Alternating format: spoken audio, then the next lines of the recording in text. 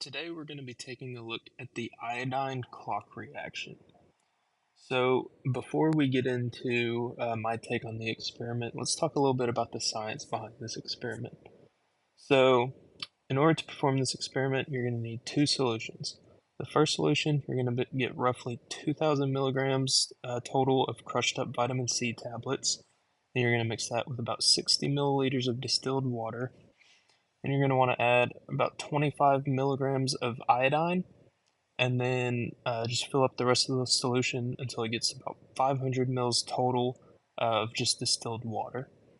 For solution B, you're going to take roughly 0.4 grams of cornstarch, mix that with about 350 milliliters of distilled water, and top that off with about 150 mils of hydrogen peroxide.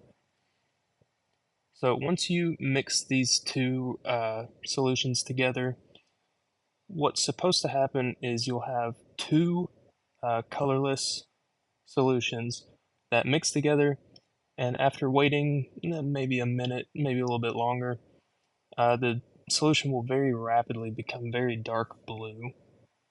So why does this happen? Why do you get two colorless solutions that all of a sudden become very dark blue? So when iodine comes into contact with starch, that's going to cause the solution to become a dark blue. However, with the vitamin C in the solution, that iodine is going to react very quickly with the vitamin C, and it's going to turn the iodine into iodide ions. Whenever this happens, the iodide is going to react with the hydrogen peroxide to create triiodide. That's a pretty slow reaction.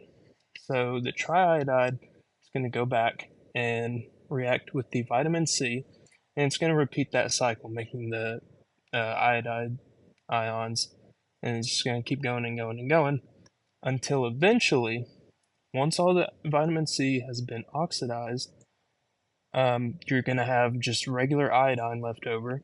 That's going to come into the contact with the cornstarch, and it's going to turn a very dark blue. So let's take a look at what happened in my experiment. Couldn't get it to work. So take a look here real quick. This is me mixing the two solutions together. Give it a quick little stir. Then we'll kind of skip forward here just a little bit.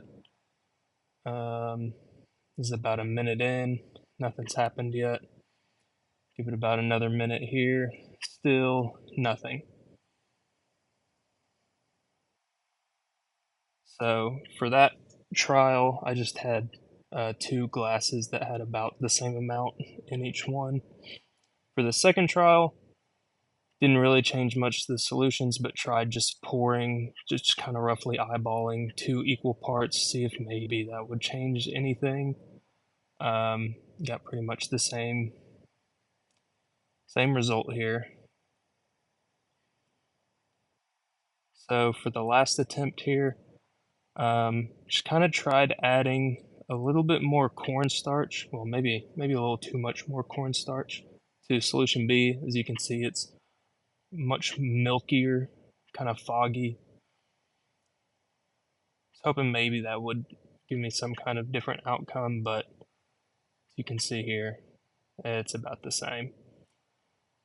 So what went wrong with my experiment? Why didn't it work? Looking back at it, I'm thinking maybe kind of had too much vitamin C in solution A, so it just was going to take either too long or not have enough time to kind of oxidize all of that vitamin C. Something that may have led to that is didn't filter out the materials well enough.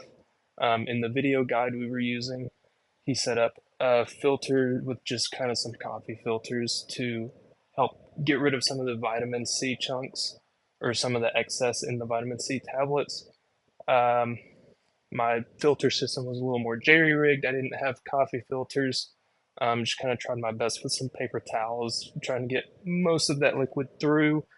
I think maybe it just didn't get enough out.